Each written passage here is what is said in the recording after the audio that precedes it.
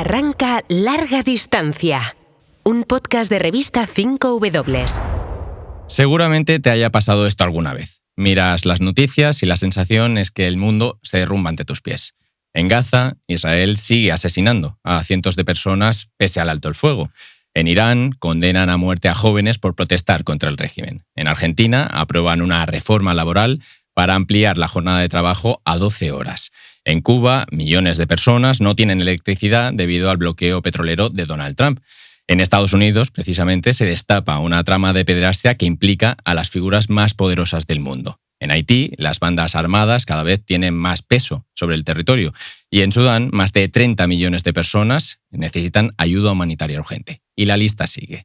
La visión apocalíptica del mundo nos invade y la verdad es que es difícil escapar de ello. En 5W no pensamos que vivamos en el peor de los tiempos, pero sí reconocemos los problemas del presente y creemos que hay que invertir todos nuestros esfuerzos por combatirlos. Nuestro diagnóstico es que vivimos en la era de la resistencia. La resistencia ante el auge de los autoritarismos, resistencia para proteger derechos que antes pensábamos que eran intocables, resistencia para reivindicar la igualdad, la dignidad, resistencia para que nadie se quede atrás. En definitiva, resistencia para defender algo tan simple y algo tan complejo como la vida. Y de eso tratará el podcast de hoy, de las resistencias que mantienen el mundo a flote. Bienvenidos y bienvenidas a Larga Distancia.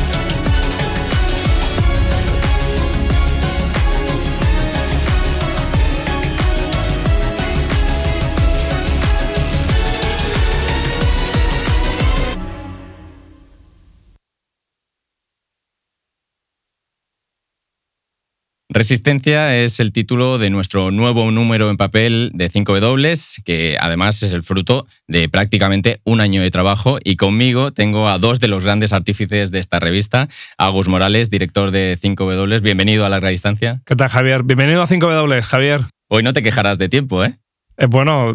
Habéis suprimido lo de Territorio Morales, pero bueno, ya si me dejas espacio, pues ya está bien. Siempre hay una queja, ¿eh? Sí. Y Ana Suriñac, editora gráfica de la revista, bienvenida a Larga Distancia, tú por primera vez. Sí, muy nerviosa, ¿eh? Esto el vídeo a mí me impone, pero le dejaré minutos a Agus si hace falta. No, eso nunca. Bueno, pues tengo ya muchas ganas de desgranar esta revista que tenemos aquí. Si te parece, empiezo contigo, Agus, porque la elección del tema siempre es motivo de debate en la redacción. ¿Por qué resistencia? Bueno, al final, cada número que hacemos, que tardamos un año en hacerlo, es una exploración del zeitgeist, ¿no? Del espíritu de nuestro tiempo. Intentamos ver a qué huele el mundo, ¿no? ¿Qué percibimos, ¿no? Cuando hacemos todas estas coberturas internacionales. Y pues el mundo, como decías antes, huele a racismo, a xenofobia, a autoritarismo, pero también a la resistencia, ¿no? A los movimientos que hay para luchar contra eso, tanto de individuos como de colectivos. Y al final, pues lo que hacemos en este número es viajar a diferentes partes del mundo para ver cómo se está organizando eso, qué contradicciones, qué paradojas hay detrás de todos esos movimientos de resistencia. Y creo que en ese sentido, como siempre, pero este año especialmente, es un número particularmente humanista, ¿no? Que se centra en el poder del ser humano para cambiar un contexto político y económico y social adverso. Siempre es positivo, ¿no? Ver esos actos de resistencia, pero como decía al principio, pues vemos que en el mundo están pasando cada vez más cosas y muchas son negativas y a veces eso te puede llevar a caer en la desesperanza, ¿no? ¿Cómo se lucha contra eso? Bueno, nos llena de impotencia, ¿no? Pues, por ejemplo, desde 2023 la ofensiva de Israel en Gaza, esa incapacidad para hacer algo de forma colectiva. Pero luego está la otra cara, ¿no? Que es como la sociedad civil, por ejemplo, se organiza para organizar manifestaciones que luego tienen un impacto real sobre lo que está sucediendo. También el desánimo nos llega pues, por lo que ocurre en otros países donde el autoritarismo está en auge, ¿no? Pero siempre está otra vez la otra cara de la moneda, ¿no? Y en ese sentido, ese pesimismo que duele, que nos vacía por dentro, también es necesario. Sin la crítica, sin el conocimiento sobre lo que está mal, no puedes impulsar el cambio.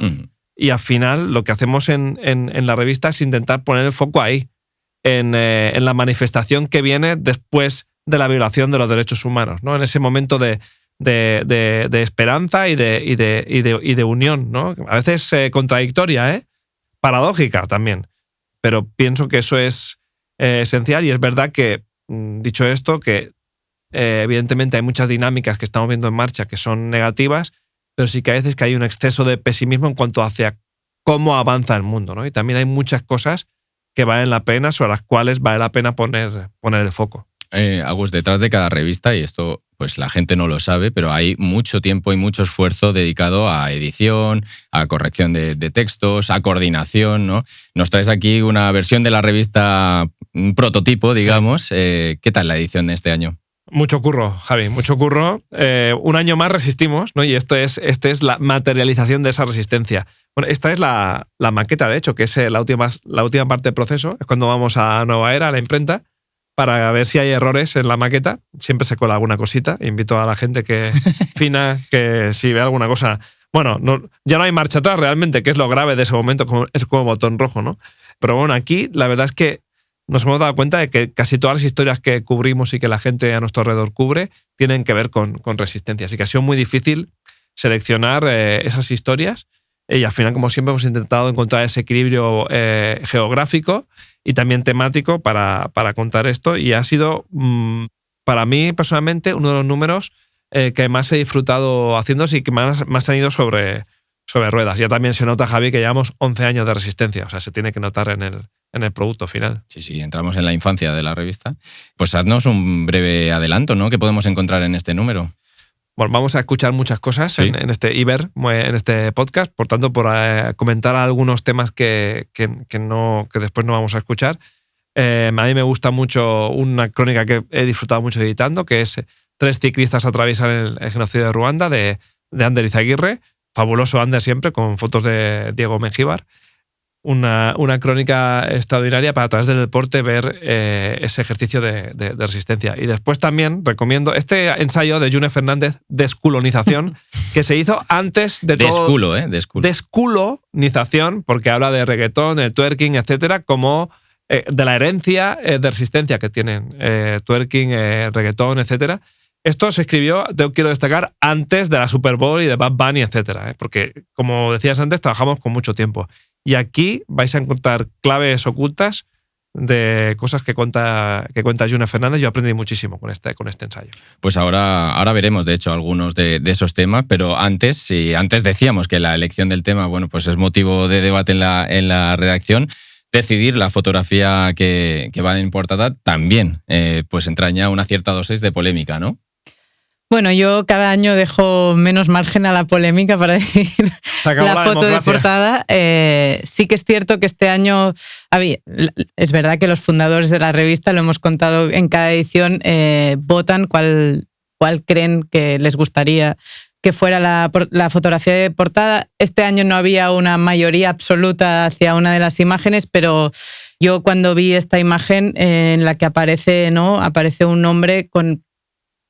Me capturó muchísimo el gesto, ¿no? Es un hombre que tiene como una expresión de tensión, es una tensión muy emocional, porque luego en contraplano aparece otro chico que le coge la cara, ¿no? Entonces para mí esta portada definía muy bien el espíritu de la revista, ¿no? Que al final también escuchábamos a Agus contar las razones de por qué este número, pero también yo creo que estamos demasiado acostumbradas a escuchar solo la parte del racismo, la xenofobia, ¿no? Y también hay movimientos desde la resistencia que trabajan a lo mejor mucho más en silencio, pero de manera mucho más persistente, ¿no? Y esta imagen yo creo que contaba esto, esta tensión emocional de la portada. Es una portada explícita, normalmente no solemos hacer portadas tan explícitas en la revista, pero es que creo que ha llegado el momento de alzar la voz también desde los movimientos de resistencia. De hecho, lo explicabas, esta imagen tan dinámica de dos hombres se enmarca en esas protestas contra la extrema derecha en 2019, ¿no? En Estados Unidos. Sí, de hecho es una imagen de una fotógrafa que ella, se llama Lidia Cheviné, es una fotógrafa de Washington y ella es editora también gráfica de una revista que también actúa desde la resistencia, es una revista que se llama 19th y que básicamente lo que hacen es tratar temas de género, racismo, un poco bastante hermana, podríamos decir, de 5W. Y esta imagen forma parte de sus proyectos más personales que pasan sobre todo por fotografiar protestas y en ella lo que hace Lidia es fotografiar una protesta del año 2019 que, como decías, era una protesta organizada como contrapropuesta a otra protesta que se había organizado de la extrema derecha, ¿no? Porque son muchos colectivos de Washington, entre ellos Black Lives Matter, pero no el único, que se organizaron para frenar o para acallar a una protesta que estaba sucediendo en el mismo momento en Washington, en la cual estaba organizada por alianzas de extrema derecha, entre ellas Proud Boys, y lo que hacían era reivindicar la libertad de expresión con discursos absolutamente racistas, xenófobos, ¿no? Y un poco el espíritu de esa protesta, de esta contrapropuesta a los movimientos más de izquierdas, ¿no? Era acallar y que dejaran de gritar solamente desde ese lado, ¿no? Y como siempre en esta revista hay tanta fotografía como texto. En las solapas de esta revista libro, que va entre dos aguas, también hay muchas fotografías. En la parte delantera, dos hombres esperan a que llegue un avión de ayuda humanitaria en Gaza. Sí, de hecho yo las voy enseñando para quien esté viendo el podcast y no solo escuchándonos, pero sí, la primera fotografía es de dos hombres esperando a que venga, evidentemente no de que atierre un avión de ayuda humanitaria, sino de que venga, ¿sabes? Estas imágenes que hemos visto de cómo tiran ayuda desde el aire. Ese avión nunca llegó, pero queríamos hacer esta primera contraportada que fuera como un homenaje de un colectivo que ha resistido ampliamente durante...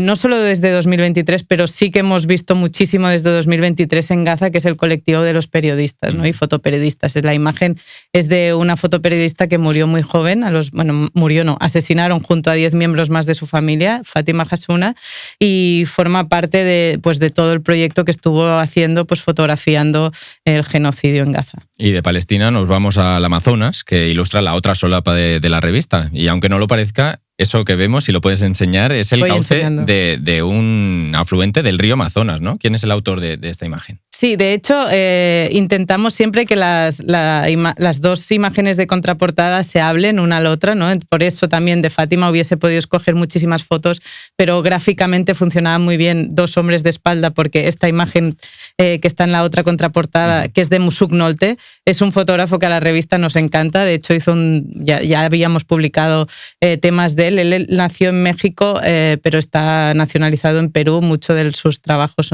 están hechos en Perú y él tiene una serie muy interesante que es Geografías del Agua, y esta imagen que escogimos para la foto de contraportada, que de hecho seguramente a mucha gente que la ve le va a sonar, a quien vemos es a Cordeiro Freitas en el río Amazonas. Básicamente es en uno de los afluentes del río Amazonas que, como sabemos, están secando, ¿no? Y lo que está haciendo es que estos afluentes se secan, dejan a comunidades absolutamente aisladas. Entonces lo que vemos es a este tipo llevando la comida a sus padres, a la comunidad pesquera a la que pertenecen sus padres, porque no puede alcanzarla ya sus padres en barco, ¿no? Entonces también es uno de los temas que nos faltaba quizá un poco ampliar en esta revista, que es resistencia frente al cambio climático, ¿no? Esta imagen yo creo que es como una imagen muy fuerte, muy simple, pero muy fuerte de esa resistencia, ¿no? De la grandeza, de la sequía, a lo que hay que enfrentarse en estos últimos tiempos, y cómo él, en este caso Cordeiro, hace frente a esto. De hecho, tenemos un podcast que se publicó hace no tanto sobre el Amazonas y cómo se está destruyendo y cómo se está secando también el río. Y como le decía antes a Hugo, le preguntaba un poco que nos desgranara esos temas que están por venir en la revista. ¿Qué temas fotográficos nos podemos encontrar en este número? De hecho, yo siempre cuando escogemos el número intento pensar en cuál es la imagen más estereotipada de, por ejemplo, en este caso, Resistencia, ¿no? Y aunque hemos escogido una portada que sí que es una imagen de una manifestación, yo no quería llenar esa revista de manifestaciones y gente gritando solo en las manifestaciones para no ser repetitivos y estereotipar, ¿no? Porque muchas veces, como te contaba, la resistencia viene desde el silencio y desde la persistencia del trabajo, ¿no? Entonces hemos buscado temas fotográficos que narraran, que es que estamos en una época que narrar parece también un acto de resistencia, ¿no? Frente a esta inmediatez y este vómito de imágenes constantes a los que estamos sometidas. Y entonces hay temas pues muy dispares. Hay uno de una gran amiga y fotógrafa con la que he trabajado mucho, que es Séverine Sajous. Ella lleva muchísimo tiempo trabajando con desaparecidos en el Mediterráneo. Ella lo ha hecho desde Túnez y es un proyecto precioso. Sobre ella lo que ha hecho son botellas con rostros de estas personas desaparecidas y habla de las resistencias a la familia, a resistir contra ese olvido institucional y la resistencia frente a la desmemoria, ¿no? Luego hemos buscado un tema que de hecho también es de rabiosa actualidad, de Victoria Rubira Casanovas, que es una fotógrafa catalana que ha trabajado muchísimo en Rojava y concretamente en esta revista lo que publicamos es pues cómo las mujeres han resistido a lo largo de todos estos años en Rojava y ahora estamos viendo que siguen, ¿no? Resistiendo pese a todo lo que está pasando en Rojava. También hemos hecho temas de identidades queer en Kenia, ¿no? En Kenia no está prohibido declararse LGTBI, pero sí están prohibidas las relaciones homosexuales, ¿no? Entonces, un tema muy estético de Laia Ross y uno de los temas que tenía que estar sí o sí, que es sobre el retroceso de las leyes a favor del aborto en Estados Unidos, que es de una fotógrafa francesa afincada en México, que a mí me encanta como fotografía, que es Mae Lippe. Que ahora hablaremos con ella, pero haznos una breve introducción de quién es o un poco el trabajo que estabas comentando ahora, para que sepamos un poco antes de hablar con ella. Yo no me atrevo a hablar cuando me están escuchando las autoras, pero bueno, a mí el trabajo de Mae me encanta porque va a caballo entre el fotoperiodismo, la fotografía documental y lo que hace, igual que todas las fotógrafas de este número, es como están muy comprometidas con el tema que han elegido y en la revista sí que está el trabajo de Mae sobre el aborto, en Texas concretamente, pero Mae lleva muchísimo tiempo trabajando estos temas, ¿no? Uh-huh. Y es una de las fotógrafas que yo creo que con mayor sensibilidad ha tratado este tema. Bueno, pues con esta introducción, como decía Ana, Mae es la autora de la crónica que está en esta revista titulada Solidaridad Reproductiva, que trata el tema del aborto en Estados Unidos. Bienvenida a Larga Distancia, Mae. Hola, muchas gracias por el espacio. Many people have asked me what my position is on abortion and abortion rights, especially since I was proudly the person responsible for the ending of something that all legal scholars, both sides, wanted and, in fact, demanded be ended.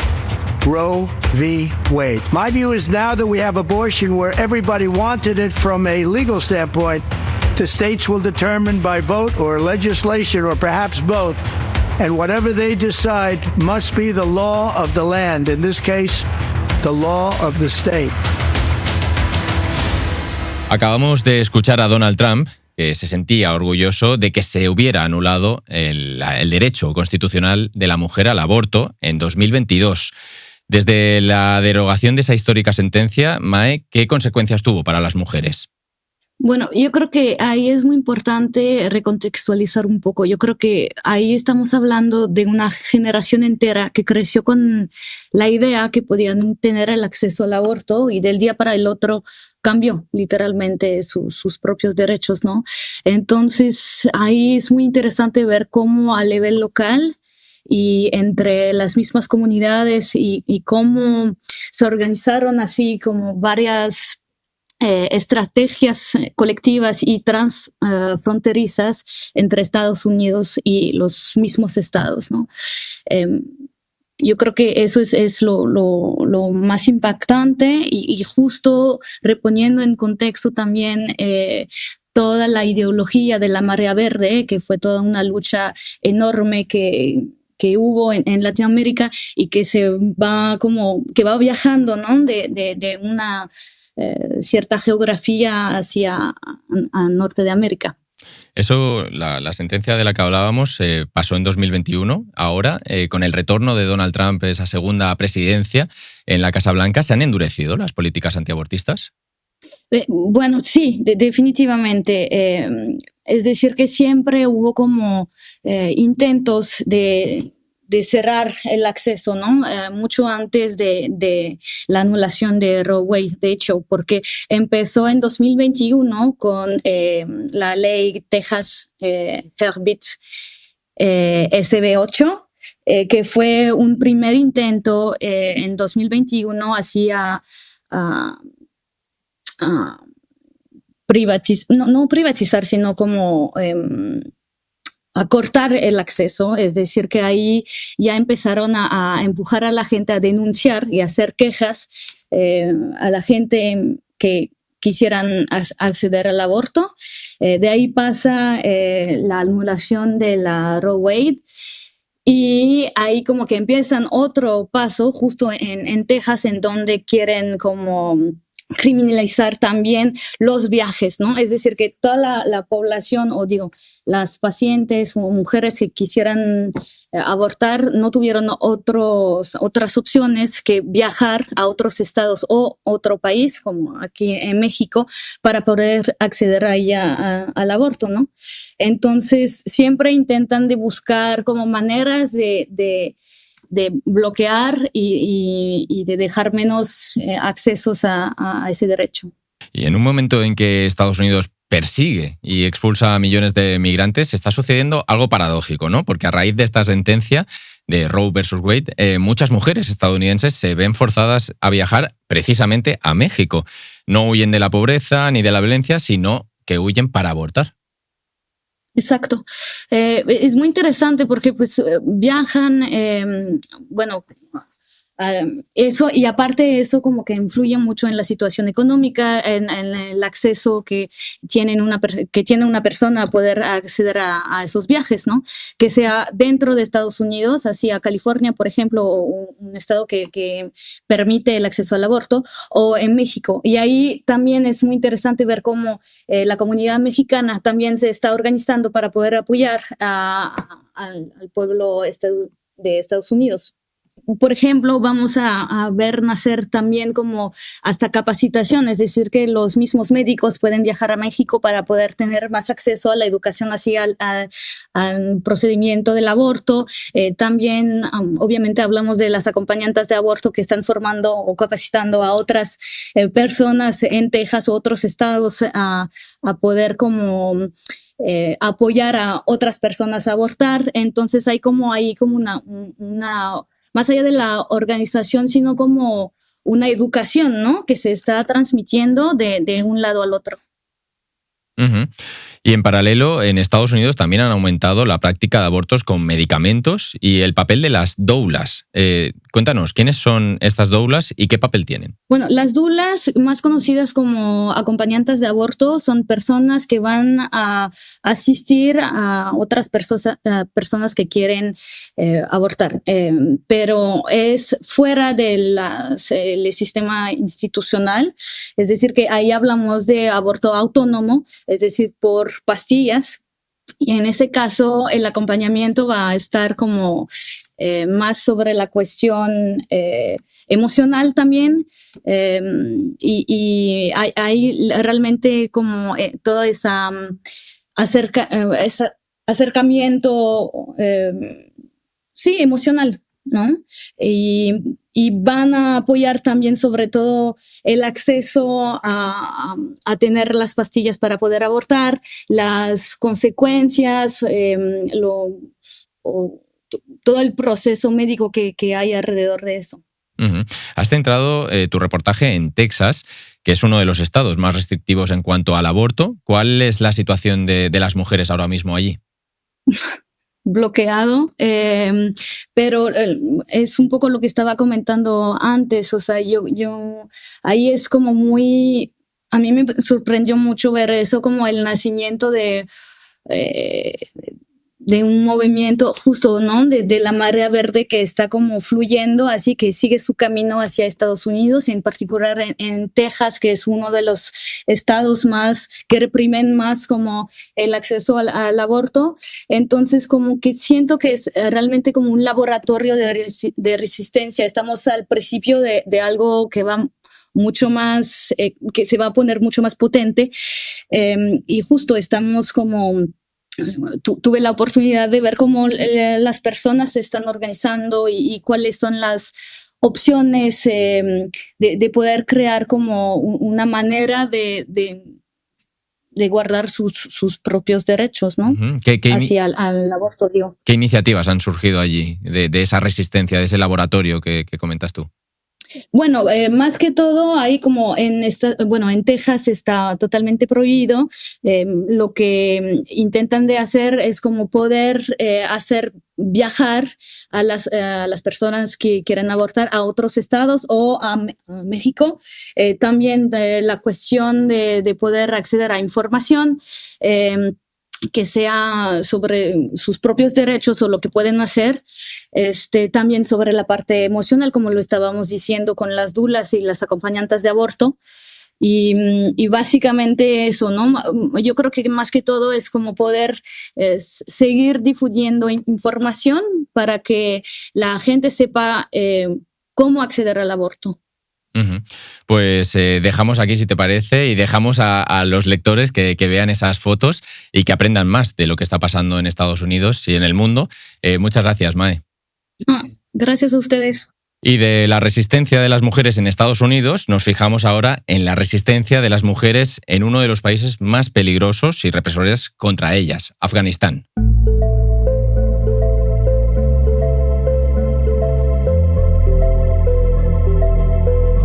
Si es una niña, no la salves. La condena a muerte sale de la boca de la propia madre. El bebé, que ya está empujando, viene de nalgas y el riesgo crece a cada minuto que pasa. Madre y doctora deben decidir a contrarreloj.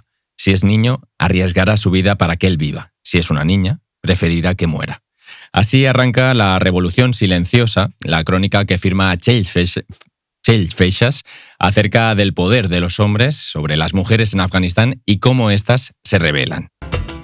اسلامي امارت پالیسي دا چې خزینه محصلینو ته په حجاب کې او د شرعي اصولو مطابق د لولو زده کړو اجازه دا ورکوي. هغه که د لیسانس په کچه وي او که د ماسټرۍ په کچه وي او که د دکتورا په کچه باندې وي، هغه بلا فرقه ده. Escuchábamos a Abdul Baki Haqqani, ex primer ministro interino de Educación Superior de Afganistán, en 2021, poco después de llegar los talibanes al poder. Durante una rueda de prensa, Haqqani afirmó que las niñas y mujeres afganas seguirían teniendo acceso a la educación bajo la ley islámica, pero esto resultó ser falso. En Afganistán está instalado en un verdadero apartheid de género. Por suerte, contamos con una persona que nos ayudará a entender mejor qué está pasando en Afganistán. Nadia Gulan, bienvenida a Larga Distancia. Hola, muchas gracias. Para quien no la conozca, Nadia Gulam es una escritora y activista afgana que desde 2006 vive en Barcelona, donde lidera Pons per la Pau, una organización humanitaria fundada por ella hace ahora una década y que tiene como misión empoderar a las mujeres y niñas a través de la educación. Nadia, nada más volver los talibanes al poder, prometieron que respetarían los derechos de las mujeres, como hemos escuchado, pero una de las primeras medidas que tomaron fue prohibirles justamente el acceso a la educación. 5 años después, ¿cuál es la situación de las mujeres en Afganistán? La limitación para la libertad de mujeres cada día está aumentando muchísimo, ya que cada vez más hay normas para oprimir las mujeres, porque no era solamente cerrarles las puertas de escuelas o universidades, que ahora en su casa, si reciben cualquier tipo de violencia, no le rompe un hueso de cuerpo, no puede ni denunciar. Imagínate que a dónde hemos llegado. Pasados 5 años y la situación de ellas se ha ido peorando cada día más. De hecho, tú misma sufriste esa violencia por parte de los talibanes durante tu infancia. ¿Qué recuerdas de aquella época?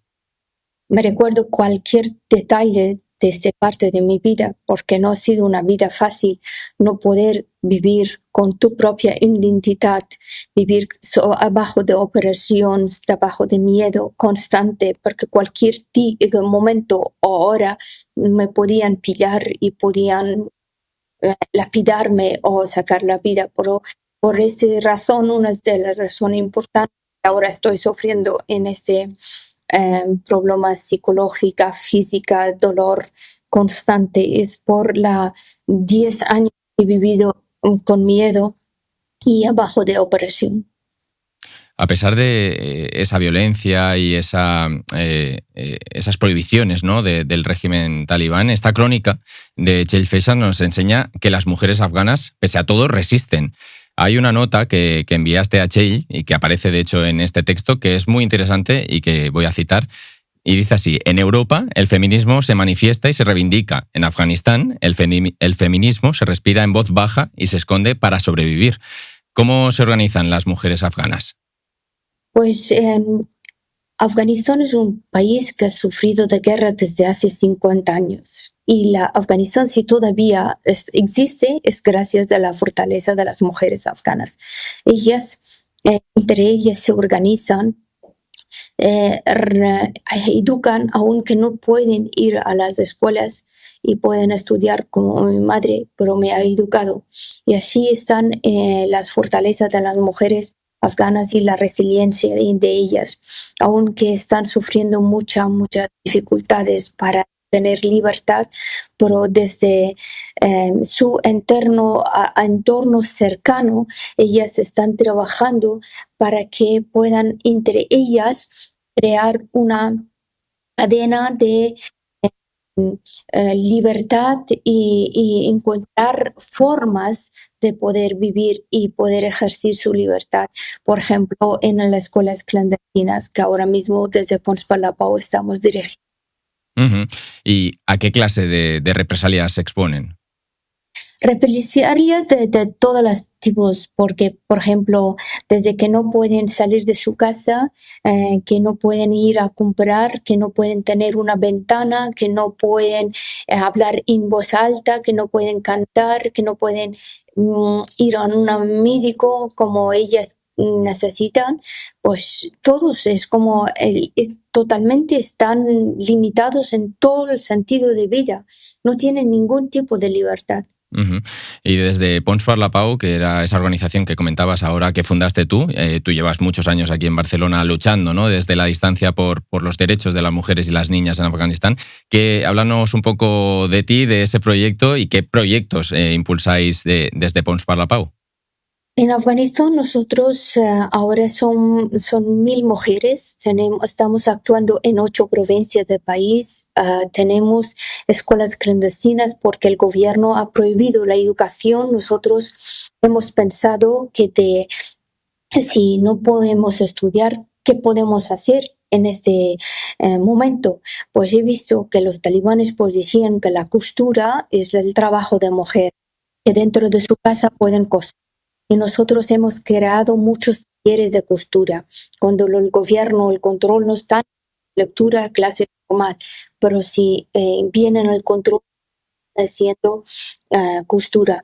Y de esta forma, pues estamos fomentando la autonomía, la emprendeduría de la mujer y también la ocupación para unas personas que están sufriendo una fuerte depresión, y todo eso es súper importante porque por salud mental la ocupación es la mejor medicina que puede haber.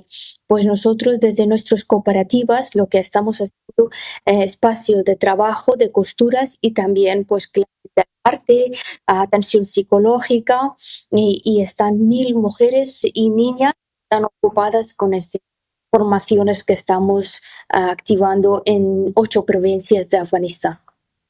Enhorabuena por ese proyecto, Nadia, y muchas gracias también por haber compartido este tiempo con nosotros.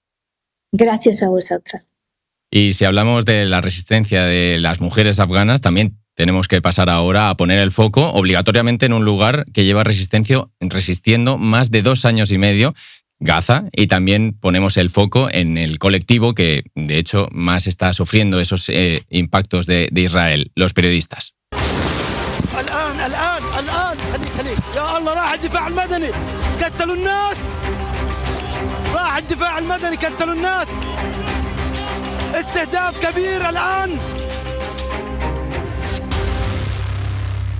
Esto que acabamos de escuchar es el sonido de un bombardeo israelí sobre el hospital Nasser en Gaza en agosto de 2025, que acabó con la vida de 5 periodistas.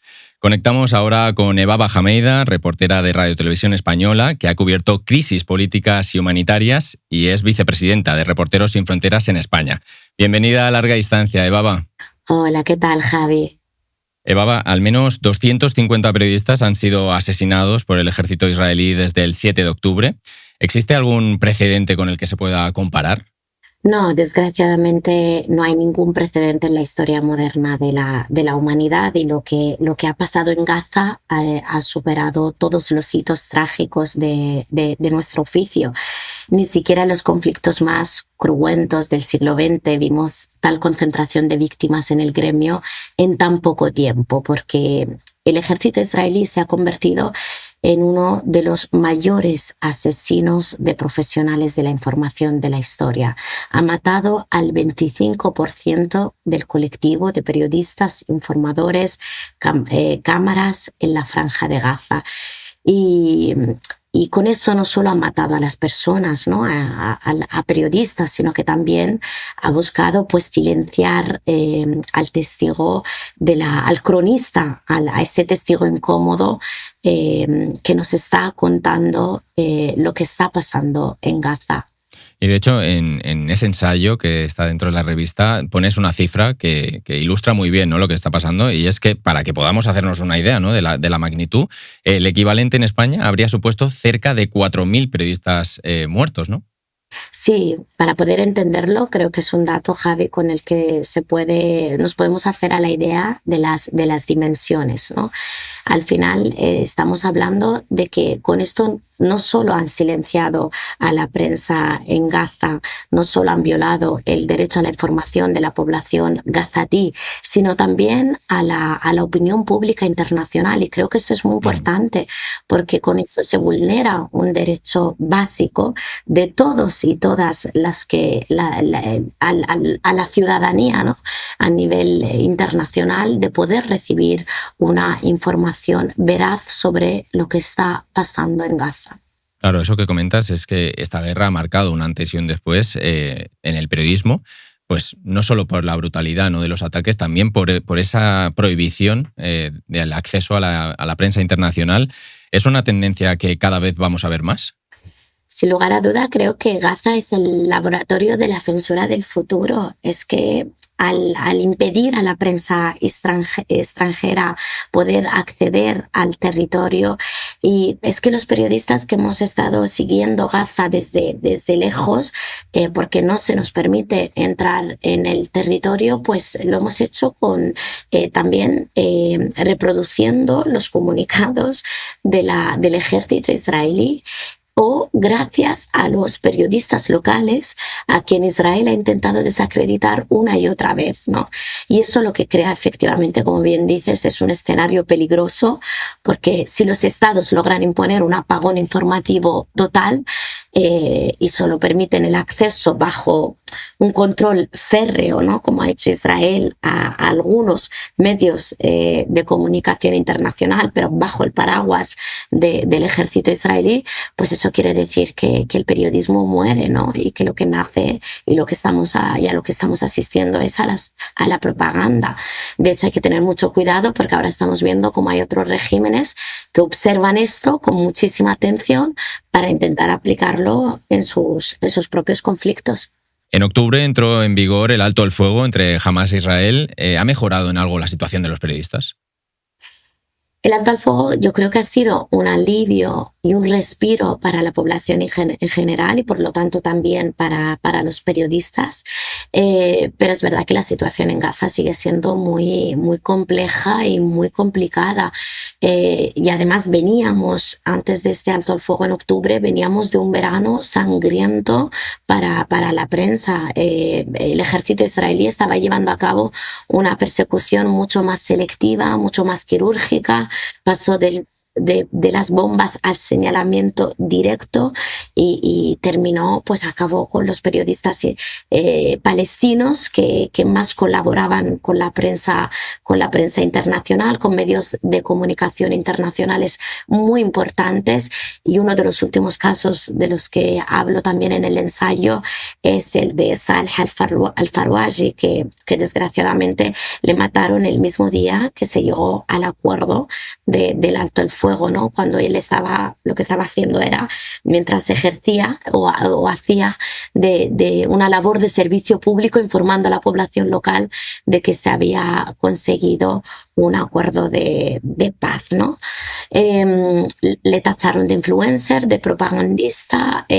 Los periodistas se enfrentan, pues eso, a una deslegitimación de su labor, y muchos han estado muy exhaustos durante estos 2 años y medio de masacre. Evaba, en el ensayo también repasas no solo la situación de los periodistas en Gaza, sino el estado de la libertad de prensa en el mundo, y los datos pues no son precisamente optimistas. Dices que hoy en día hay grandes desiertos informativos, otras Gazas, que son más invisibles, ¿no? Aún. Sí, es verdad que cuando escribimos este ensayo el foco estaba puesto en Gaza. Quizás hoy, ahora mismo, no tanto, ¿no? Pero es verdad que hay otros silencios atronadores en otros lugares del mundo. Y estamos hablando, por ejemplo, del caso de Sudán, que hoy es un gran agujero negro informativo, de África, con 14 millones de desplazados. También cito el caso del Sáhara Occidental, donde Marruecos impide sistemáticamente el acceso a la prensa internacional. Luego hay también la situación es muy preocupante en América Latina, donde cada vez hay más periodistas, por ejemplo, de El Salvador, que están escribiendo desde el exilio, junto a periodistas nicaragüenses, donde el régimen de Ortega Murillo les ha retirado la nacionalidad a numerosos reporteros y les ha empujado al exilio. Y estamos hablando de lugares pues donde no hay cámaras, y desgraciadamente pues donde no hay cámaras, la impunidad campa a sus anchas, ¿no? Según el último informe de Reporteros Sin Fronteras, la libertad de prensa es mala en al menos la mitad del mundo. Uh-huh. Y de hecho hay otros lugares del mundo donde esa persecución contra los periodistas no es tan evidente, o al menos los periodistas no mueren siendo asesinados por ello, pero sí que se intenta ahogar el periodismo por otras vías, como la vía económica, ¿no? Y de hecho Estados Unidos podríamos decir que es el gran estandarte de ello. Más de un año después de la llegada de Donald Trump al poder, ¿en qué situación se encuentra el periodismo allí? Bueno, Donald Trump ha vuelto con una hostilidad redoblada, una hostilidad contra la prensa que ya la habíamos visto y vivido durante su primer mandato, ¿no? Y hay un ejemplo, por ejemplo, que ocurrió recientemente, que es el caso del Washington Post, este despido masivo, ¿no? Que lo relaciona con ese síntoma de que el factor económico es hoy tan letal como las balas, ¿no? Para los periodistas. Estamos hablando de que Trump está asfixiando financieramente a medios independientes a través de recortes de fondos federales, a través de la suspensión de la USAID, que era un pulmón, ¿no? Para muchos medios de comunicación, incluso muchos en contextos opresores. Y bueno, pues por ejemplo, este despido masivo del Washington Post no es solo una decisión empresarial, ¿no? Estamos viendo que hay un repliegue del periodismo de investigación frente al poder, y que cuando los grandes medios desgraciadamente se rinden ante esta presión económica o política a la que asistimos, ante este señalamiento descarado por parte de un presidente como el de Estados Unidos, pues quiere decir que la prensa está en una situación muy vulnerable y que podemos perder nuestra capacidad de poder arrojar luz sobre la devastación. Bueno, ante todo esto seguiremos resistiendo, ¿no? Muchas gracias, Evaba. Muchas gracias a ti. Un abrazo. Un abrazo. Y bueno, no sé si queréis comentar algo respecto a este tema, porque de hecho esa vía económica, ese ahogo que muchos medios pequeños sobre todo sufren, pues es el pan de cada día, ¿no?, del periodismo. Bueno, es que así se están silenciando todos los medios, ¿no? De hecho, yo estuve en un congreso en México no hace 4 meses y muchos de los medios de El Salvador, de Guatemala, de México mismo estaban muy preocupadas porque no tienen fondos ahora. Entonces eran pequeñas esperanzas de libertad de expresión donde se trataban temas pues, vinculados a derechos humanos, a movimientos contra el racismo, y todo esto está desapareciendo porque no hay fondos para financiarlo, ¿no? Entonces ahí es cuando dices algo habremos hecho bien en 5W, ¿no? Que no dependemos de esos fondos y no es tan fácil que caigamos. Nunca como antes es más importante apoyar, ¿no?, ese periodismo independiente. Sí, yo creo que en cuanto a la supervivencia de los medios, creo que hay algo importante y es qué es lo que queremos salvar, ¿no? Porque quizá hay cosas que no valen la pena salvar. Quizá hay cosas que no hemos hecho bien que no vale la pena salvar. Pero si tú crees en algo que tiene sentido y el equipo de 5W y la gente que colabora con 5W pensamos que vale la pena, que es una forma de hacer periodismo que es profunda, que quiere tocar o leer las cosas, que quiere también explicar algo imposible, que es contar lo que pasa en el mundo. Si piensas que eso vale la pena, entonces hay que poner en marcha todas las estrategias de supervivencia posibles. Y es lo que estamos haciendo en un contexto hostil, en el cual hay muchas otras cosas que llaman más la atención, pero es un trabajo de fondo. Siempre lo decimos, ¿no?, que el periodismo no es un sprint de 100 metros, sino que es una carrera de fondo, ¿no? Y ahí estamos, y pienso que es el camino a seguir, esa larga distancia. Pues con esta reflexión pasamos ya al último tema de este repaso de la nueva revista de 5W, y lo hacemos y nos vamos a una iglesia del barrio madrileño de Entrevías, donde miles de personas anónimas han hecho de la parroquia una trinchera contra la injusticia.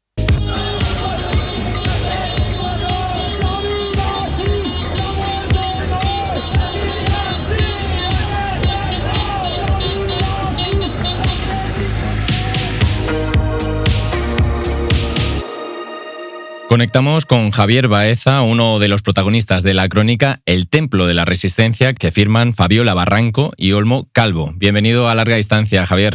Hola, muy buenas. Javier, para quien no te conozca, eres el cura de la parroquia de San Carlos de Borromeo desde hace más de 20 años. ¿Qué te parece que Fabiola Barranco, la periodista que ha escrito la crónica en la que apareces, haya bautizado tu iglesia como el Templo de la Resistencia? Se siente uno orgulloso, ¿no? Hombre, los cariños siempre nos hacen subjetivos, ¿no? Y como les tengo mucho cariño a Fabiola y a Olmo, pero bueno, por otro lado, es orgulloso y también a la par comprometido, ¿no? Porque al final el que te reconozcan algo, el que hablen de ti, supone no tumbarte a la Bartola, sino el ponerte las pilas para seguir pues anunciando y viviendo e intentando cuidar la esperanza. ¿No deberían ser todas las iglesias o todos los templos unos templos de resistencia? Bueno, yo creo que sí, sobre todo porque precisamente somos herederos de un personaje histórico que si algo tuvo en su vida fue la resistencia frente a todo aquello que atentaba contra lo humano, ¿no? Luego los condicionantes históricos y sociales que muchas parroquias o muchos templos hayan convertido en lugares de culto al poder, a lo rococó, a lo que tiene poco que ver con el Evangelio. Pero bueno, pues yo creo que por un lado ellos se lo pierden y por otro lado me parece que están equivocados. Javier, fuiste tú quien pediste personalmente al arzobispo Rouco Varela tu traslado a la Borromeo. ¿Por qué querías ir allí? Bueno, pues yo llevaba muy vinculado a este lugar cuando estaban Enrique y Pepe hacía muchos años, ¿no? Y sentía yo estaba muy bien en una parroquia aquí de un barrio de Madrid, en Vicálvaro, pero sí que es verdad que había como cierta incoherencia, me parecía a mí, en mi vida, ¿no? Uno era el Javi cura de la mañana que andaba pues con los chicos en aquellos años de la droga, en los juzgados, en la cárcel, y luego el otro Javi por la tarde pues que era mucho más cultural. Seguramente también hay una responsabilidad por mi parte que no era capaz de conjugar esos dos Javis, ¿no? Y bueno, pues me parecía que el venir aquí era un lugar donde podía vivir y explicitar mi fe desde esas dos claves, ¿no? La comunitaria y también el acompañamiento a personas en exclusión social. La Borromeo, ese templo de resistencia, comenzó su cruzada contra la injusticia ofreciendo ayuda, como decías, a drogadictos durante los 80, gracias a tu antecesor, el cura Enrique de Castro, y gracias también a mujeres como Manuela Ramajo y Emiliana García, que eran madres que se alzaron contra la droga y que aún hoy en día se suman a otras causas, ¿no? ¿Qué batalla libráis hoy desde allí? Pues mira, ahora mismo está la batalla, lógicamente, principal contra el odio y por la acogida y la hospitalidad a las personas migrantes, con todo lo que tiene que ver la lucha por el padrón, la lucha por ese acompañamiento. Ahora mismo estamos enfrascados porque hay muchísima gente a nuestro alrededor viviendo en la calle, pues por ejemplo, en habilitar y en ofrecer que las personas puedan venir, que viven en la calle, puedan venir a ducharse por las mañanas. Bueno, nuestra experiencia es que, o nuestra vida, es que no hay realidades que vayan acabando tristemente, sino que se van solapando unas con otras, y hay veces, como ahora, que la realidad del acompañamiento a las personas en la migración tiene mucho más peso que a lo mejor hace años, ¿no? Pero seguimos yendo a la cárcel, se sigue muriendo la gente por la droga, se siguen viendo muchos niños maltratados en menores. Hay que decir que la Borromeo es un ejemplo de resistencia, no solo por esas batallas que lucháis, sino también por el mero hecho de existir, ¿no? Porque hubo un momento en que estuvo cerca de echar el cierre, ¿no? Bueno, va a hacer ahora pues 23 años, ¿no? Tal que me parece, un día de estos, ¿no? De marzo del 2007, Rouco nos dijo que cerraba la parroquia, pues precisamente porque él decía que no le parecía que fuésemos un espacio, un templo al uso, como él lo entendía, ¿no?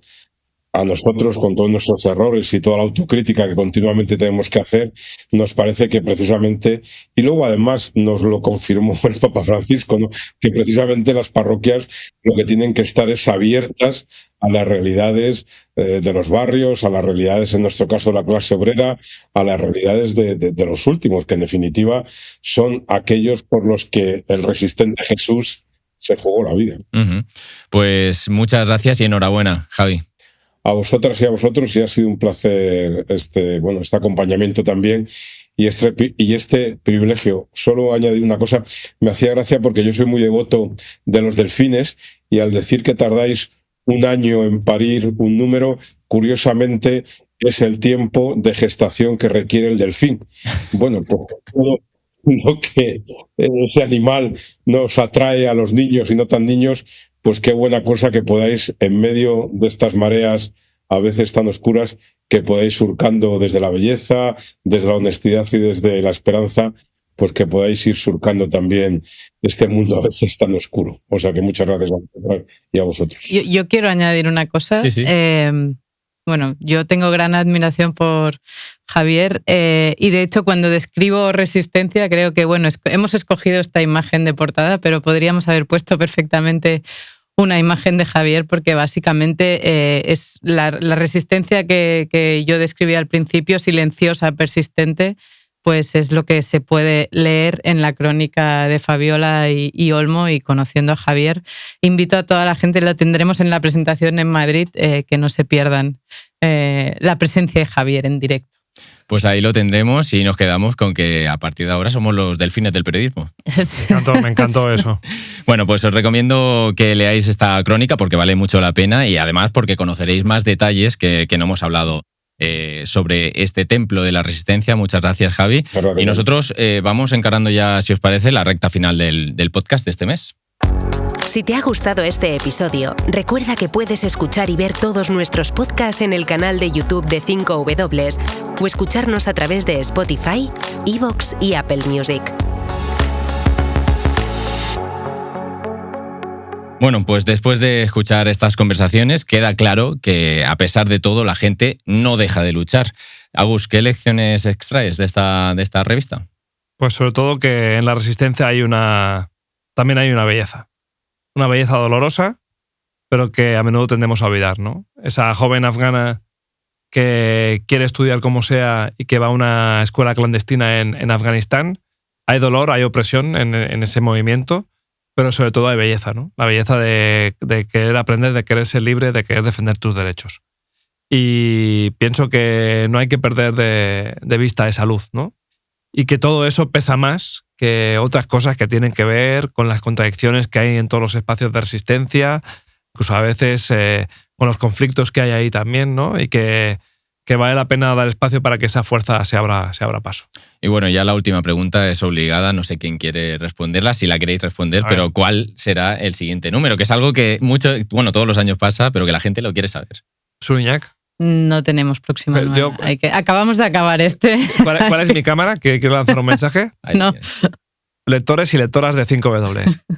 Si alguien tiene una idea sobre cuál puede ser el próximo número de 5W, ahora es un momento ideal, porque justo estamos en esa fase en la cual acabamos de publicar este número y ahora ya estamos pensando en el siguiente. Y la máquina no para. Así que espero comentarios en la cuenta de 5W, incluso la mía si queréis, para sugerir temas para el próximo número. Los vamos a analizar, todas las propuestas. Sí.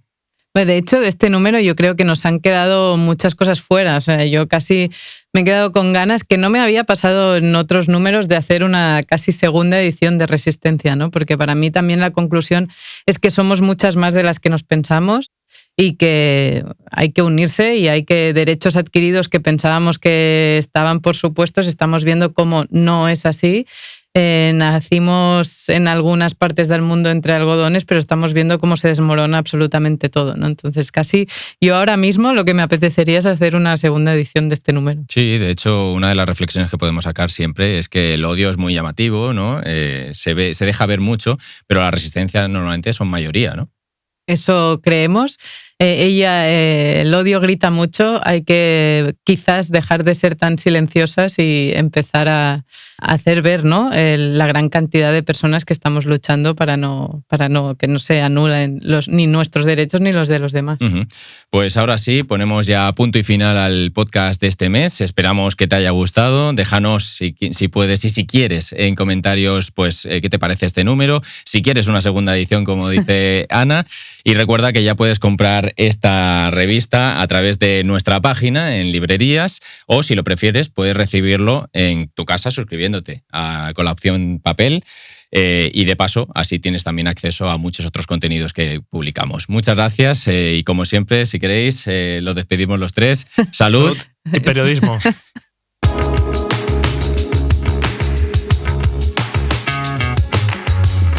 Larga Distancia, un podcast de revista 5W. A los mandos, Javier Sánchez.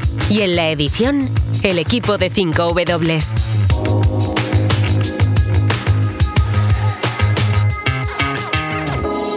Larga Distancia es posible gracias al apoyo de cerca de miles de socios y socias como tú. Suscríbete a 5W y ayúdanos a llegar más lejos.